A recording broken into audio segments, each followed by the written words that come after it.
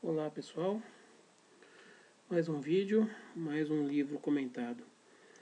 Esse livro fez bastante sucesso, vendeu bastante. É um livro recente, é um livro bem atual. É um livro aí de poucos anos atrás. Inclusive é uma série, né? Que a editora Leia fez. Esse aqui é o Guia Politicamente Incorreto da América Latina. Vou mostrar aqui para vocês. Onde é que estão os autores? Estão aqui embaixo. Opa. Leandro Narlock e Duda Teixeira. O Leandro Narlock é o cara que escreveu a maior parte desses livros. O Duda Teixeira participou só desse aqui. Também tem o Guia Politicamente Incorreto do Brasil e do Mundo. E tem o Guia Politicamente Incorreto da filosofia que eu já comentei, que é do Pondé. Ao contrário do livro do Pondé, que é um livro composto por ensaios, basicamente ensaios dele, sobre determinados pontos, nesse caso aqui não. Nesse caso trata-se de um resgate histórico que estava realmente necessitado. A gente sabe, eu já comentei quando eu fiz a resenha do livro da Gertrude Himmelfarb, Caminhos da Modernidade, falando sobre o iluminismo, que a gente só aprende o iluminismo francês no colégio. A gente não aprende nada sobre o iluminismo britânico e muito pouco sobre o iluminismo norte-americano. O resto dos outros, dos iluminismos europeus, nem se fala nada. Na história também, a gente aprende versões no colégio de fatos históricos que, em grande parte, não vale nada, né? São versões que não se sustentam mais, mas que continuam sendo repetidas, né? Ano após ano, as mesmas besteiras, as mesmas mentiras. E as pessoas que saem da escola achando que sabem tudo de história, realmente elas sabem tudo tudo que lhes foi doutrinado. Na verdade, elas não sabem nada da história, elas sabem aquilo que foi manipulado da história, né? Esse livro aqui, Guia da América Latina, Politicamente Correto da América Latina, ele é um livro de 300 páginas, 300 e poucas páginas. É óbvio que não dá para você contar a história da América Latina, que tem mais de 500 anos, pelo menos, só da época que os europeus chegaram aqui até hoje. Não dá para você contar isso em 300 e poucas páginas, obviamente. Então, os autores dividiram alguns tópicos, alguns temas, para falar de alguns assuntos específicos e fizeram alguns drops de outros assuntos menores. O mais interessante do livro, claro que o livro dá uma lambida em cada um dos temas, né? Ele te levanta a bola daquilo que aconteceu de verdade na América Latina. E é claro que ele não tem muito tempo para conseguir mostrar tudo. Mas o interessante é que no final de cada capítulo tem uma bibliografia muito grande. Então, se você, quem tiver interesse em se aprofundar em cada um dos tópicos, cada um dos temas abordados aqui, você tem uma relação enorme de livros para você ir atrás e checar essas informações e além do tudo, ampliar o seu conhecimento e o seu interesse em cada um dos temas. Então, mais do que um livro interessante por abrir os olhos das pessoas para muita coisa que é enganada, muita coisa que nos ensinam errado nos colégios e em algumas universidades também, obviamente, né? Porque os professores que dão aula nas universidades têm a mesma origem dos que dão aula nos colégios. A verdade é essa, né? Então, esse livro faz um belo contraponto e apresenta uma bibliografia grande para você se aprofundar no tema. Então, eu não vou falar muito sobre os autores. Acredito que os dois sejam da Veja. O Leandro Narlock, acho que é repórter da Veja. Não sei se continua ainda como repórter da Veja ou se agora é só escritor. E o Duda Teixeira, ele é editor assistente de internacional da Veja. Então, parece que os dois têm vínculo ou tiveram vínculo com a Veja. Mas o mais importante é o trabalho que eles fizeram e a relação de livros que eles listaram para a gente consultar posteriormente. Então, para começar aqui, a capa é muito bonita porque ela mostra ela tem a foto da maioria dos personagens que são citados aqui. Eu fico meio cabreiro de contar um pouco do livro para vocês, porque são poucos capítulos. Se eu for me aprofundar muito e contar, por exemplo, o principal de cada capítulo, eu vou estragar a graça de vocês lerem o livro. Então, eu estou pensando como é que eu faço isso sem... Mas alguma coisa eu tenho que dizer também ao mesmo tempo, porque senão não é uma resenha do livro. Então eu vou tentar escolher alguns pontos específicos e comentar alguns pontos específicos com vocês e deixar uma parte sem comentar para vocês descobrirem durante o prazer da leitura, tá bom? Vou comentar aqui os capítulos, tá? É o seguinte aqui. Primeiro capítulo, bom, tem a introdução. Primeiro capítulo é Che Guevara. Segundo, Aztecas, Incas e Maias. Terceiro, Simão Bolívar. O quarto é Haiti. Quinto, Perón e Evita. Sexto, Pancho Villa. E sétimo, Salvador Allende. Aí tem o epílogo e a bibliografia. Eu vou falar um pouquinho sobre Che Guevara. Nesse capítulo de Che Guevara, não fala só de Che Guevara. Na verdade, fala de Cuba, né? Fala de Cuba, que é uma... Não é tão grande mistério, porque ultimamente tem bastante gente falando sobre Cuba. Mas aqui desmistifica alguns mitos que estão colados na imagem do Che Guevara, né? Porque ele aparece sempre em álbuns de rock, em camisas, em bonés, tá cheio de escola, de estátuas aí em homenagem a ele. A gente sabe pela história, não só esse livro aqui, mas muitos outros já trouxeram essa imagem real do Che Guevara, que ele na verdade foi um grandíssimo assassino, né? Ele matou e torturou muita gente, né? Foi uma pessoa extremamente má no decorrer da sua ação política. O que vem na mente das pessoas, o que sai na mídia, é a imagem do revolucionário, idealista que vai salvar o mundo dos opressores, aquela história de Hollywood sempre, né? Aquela história do bem contra o mal e os mais fracos contra os mais fortes e tudo mais. A gente sabe que não é bem assim. Nesse capítulo, os autores contam um pouco de como era também Cuba na época de Fulgêncio Batista. Que fique claro, Fulgêncio Batista era um ditador, e quando ele foi deposto pela Revolução Cubana, entrou Fidel, que também é um ditador. Então, as duas eram ditaduras.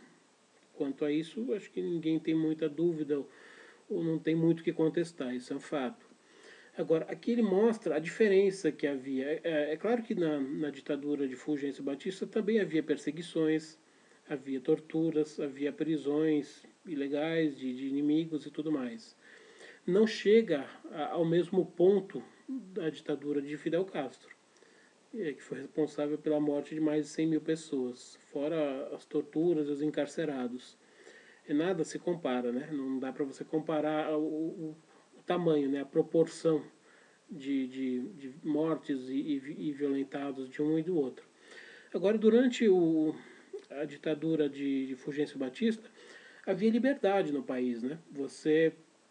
Os cubanos podiam sair, as pessoas podiam entrar, eles eram livres, a quantidade É verdade que ali era um reduto de cassinos, era um reduto de nightclubs, tinha muitos mafiosos americanos, era como se fosse uma Las Vegas, como se fosse uma Atlantic City, era uma cidade, era um país, na verdade a cidade de Cuba, né, tô falando, mas o país inteiro é muito pequeno. Era um paraíso, uma colônia de férias de americanos, não de americanos, uma colônia de férias do mundo inteiro, né? Muita gente ia para lá, tinha shows muito bons, tinha uma vida cultural, artística muito interessante e tinha um padrão de vida altíssimo, né? Cuba tinha um dos maiores PIBs daquela época já. Não tinha analfabetismo, né? Quando as pessoas dizem que Cuba do Fidel Castro é um exemplo porque não tem analfabetismo. Na verdade, não tinha antes dele de assumir o poder. Então, Já não tinha antes, então não foi um mérito da Revolução Cubana, isso já existia antes no país. A diferença é que na época os cubanos também, apesar de você ter todo esse staff de mafiosos, de grandes cassinos e tudo mais, o povo cubano também lucrava com isso. Os comerciantes lucravam com isso, os empresários, todo mundo lucrava com isso, né? Gerava riqueza para todas as pessoas. Qualquer cidade que tem muitos negócios e que gera muito dinheiro acaba alimentando toda a população, em maior ou menor volume. Durante essa época, havia mais cubanos que visitavam os Estados Unidos de férias do que norte-americanos que visitavam Cuba de férias, para ter uma ideia do poder aquisitivo dos cubanos. Ele cita aqui, inclusive, que lojas de departamentos dos Estados Unidos faziam propaganda de venda de produtos em jornais cubanos. Tal era a quantidade de cubanos que visitavam os Estados Unidos.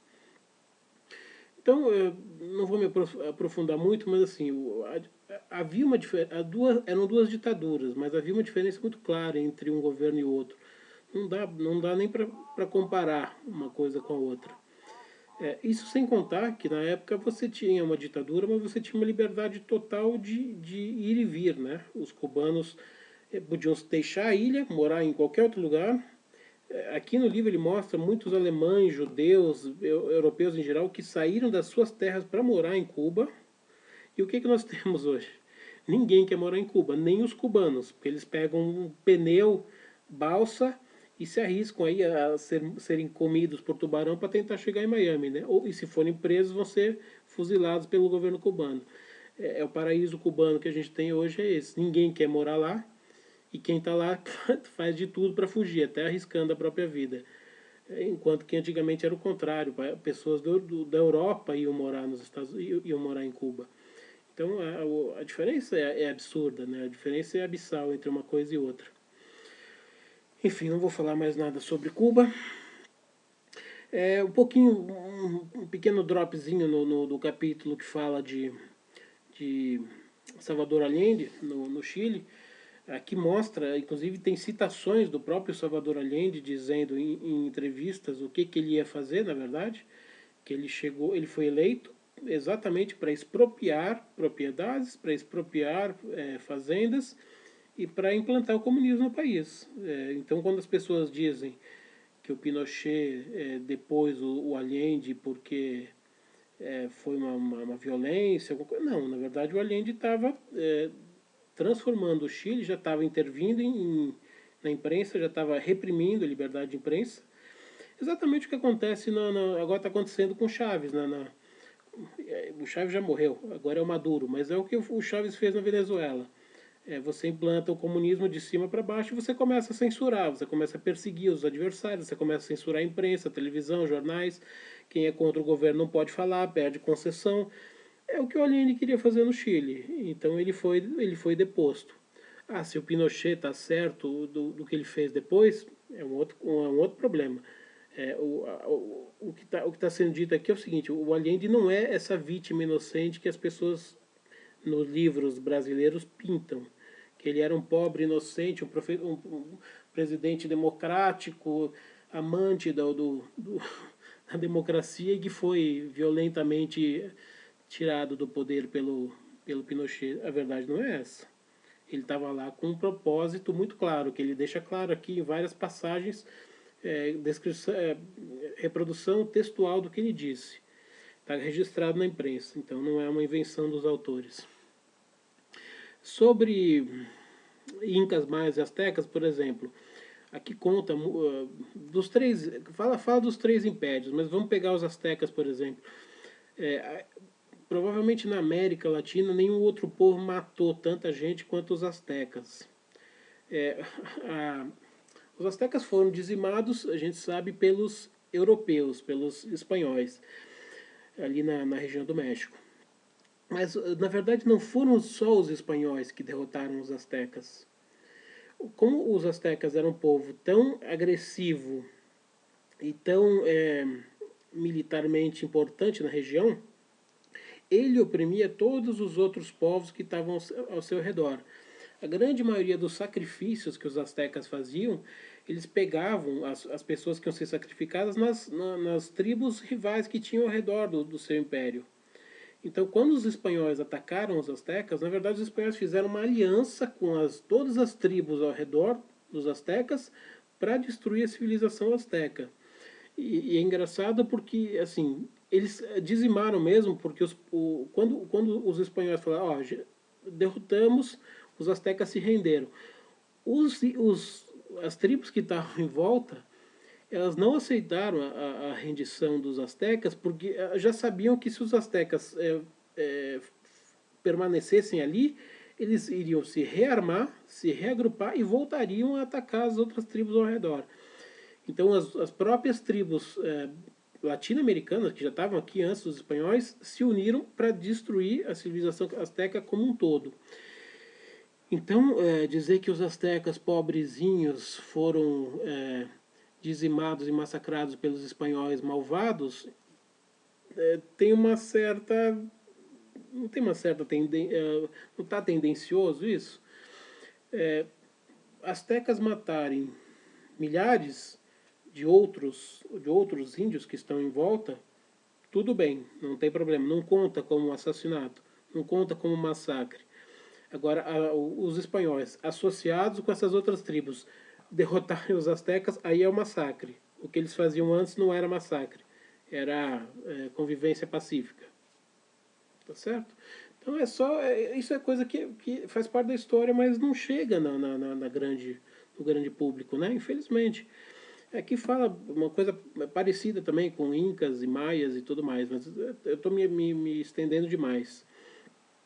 No Haiti, bom, o Haiti ele chegou a ter um período de ditadura de negros, revolucionários negros, que escravizavam outros negros. Então, uma grande parte da escravidão que a gente teve na América Latina, isso sem contar que os negros que eram trazidos da África para trabalhar no Brasil, na época colonial, quem é que vendia esses negros? Eram outros negros que capturavam os seus próprios irmãos negros e vendiam. Então o tráfico negreiro, os próprios negros vendiam os negros para os brancos. Então nessa conta da escravidão tem muitos negros que venderam seus irmãos. Então nem todos são vítimas, muitos são algozes também. Muitos negros são algozes do tráfico de drogas, do tráfico de escravos. No Haiti tivemos uma ditadura de negros escravizando negros. Enfim, estou me estendendo demais. Uma pincelada sobre a Argentina, que ele fala sobre Perón, né? Juan Perón e Evita. Na década de 1920, 1930, Buenos Aires era a terceira maior cidade da América. Ela perdia para Nova York e Chicago. E a Argentina tinha o maior PIB da América, provavelmente equivalente com os Estados Unidos e equivalia com França e Inglaterra. Era um dos países mais avançados do mundo, tinha a mesma reserva de ouro que tinha nos Estados Unidos e nesses países da Europa. A Argentina era uma potência, era o país da América Latina que tinha todas as chances de competir com os Estados Unidos, de rivalizar com os Estados Unidos. Até 1940, a Argentina teve um progresso gigante. A partir de 1940, quando a Argentina tinha tudo para dar esse passo e se transformar nos Estados Unidos da América do Sul, o que aconteceu? O nosso amigo, ou amigo de alguns, Juan Domingo Perón, chegou ao poder, tomou o poder na Argentina e juntamente com Evita, que é a sua segunda esposa, e o seu grupo político lá, que ficaram lá durante muitos anos, conseguiram destruir a economia argentina. Destruíram a indústria, destruíram a agricultura, destruíram as exportações, destruíram tudo. Aqui ele relata, década a década, o que aconteceu. Isso sem contar que Perón foi para a Europa e voltou encantadíssimo com Benito Mussolini, líder fascista italiano, e encantadíssimo com Hitler, líder nazista alemão. Tanto é que quando a Alemanha perdeu a guerra, em 1945, a Argentina foi o principal país da América do Sul a receber os líderes nazistas. Lembram disso?